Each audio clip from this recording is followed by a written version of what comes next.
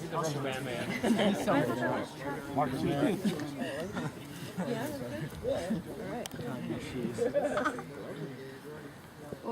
We didn't do any guard passing today, but we'll get some later on sometime.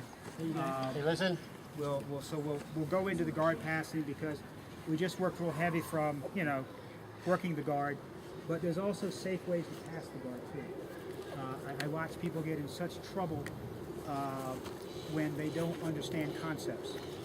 Just like Sifu will teach us so many things to do, but we don't focus on the technique as much, we focus on the attributes. Okay? So when it comes to passing the guard, if the guy's on an open guard, who likes to open guard? Lawrence will open guard, right? Lawrence, yeah. You're here somewhere. So when you like to work the open guard, what's the key to the open guard? How many points do you have to have on the guy? 4. You gotta have. Yeah, I know the 4 points. Yeah, 4 points. Okay. So if a guy's going to work open guard on you, that means his legs are open. If he's working around you trying to get by the legs, he's got to have 4 points on you. That means he's got to have 4 points of contact. 1, 2, 3, 4. One might be in the hip. One might be behind the knee. He might be switching 2 in the hips, hands from here. He may be all over the place, and he's not static. He's moving. Okay. So if you're trying to pass his guard, and he has to have 4 points on you to keep you in his open guard, what's your job? Reduce the number of points he has on you. So what we'll do is we'll work on how do you do that. Real simple. Most of the time you just step back and you create the point. You grab the inside of his knee, begin to pull him down. We'll teach you the tornado pass. Okay.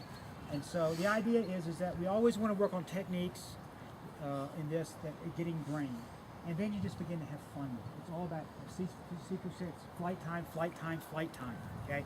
This is really cool, but it really doesn't become yours until you do it in a sparring situation. Then what we'll do in our school is that, we'll have, like say, one guy will do jiu-jitsu, one guy will do jiu-jitsu plus Kino-Muay. And I will tell you, it's an unfair fight. And it doesn't matter. Here's the deal. It doesn't matter whether the belt rank of the guy who's doing just jiu-jitsu, as long as the other guy has some basic knowledge of jiu-jitsu, that guy with the Kino-Muay has got the edge, And so, Jim, here's that. And why is that? If Jim and I are in here and we're going to be sparring, and we tie up, all of a sudden, so he all of a sudden doesn't like that, so he's going to pull me in his guard. He pulls me in his guard, and he's going to break my trust. You see what I'm saying? And so the idea is that if he does what he's supposed to do during Brazilian, he will pull me down to him. When he pulls me down to him, he's pulling me into Kino-Muay. Okay, so he doesn't like me biting his neck. So he'll open his guard and put his feet on me. And when he does that, bam, bam, bam. Take a nibble. We nibble on the thigh in our school.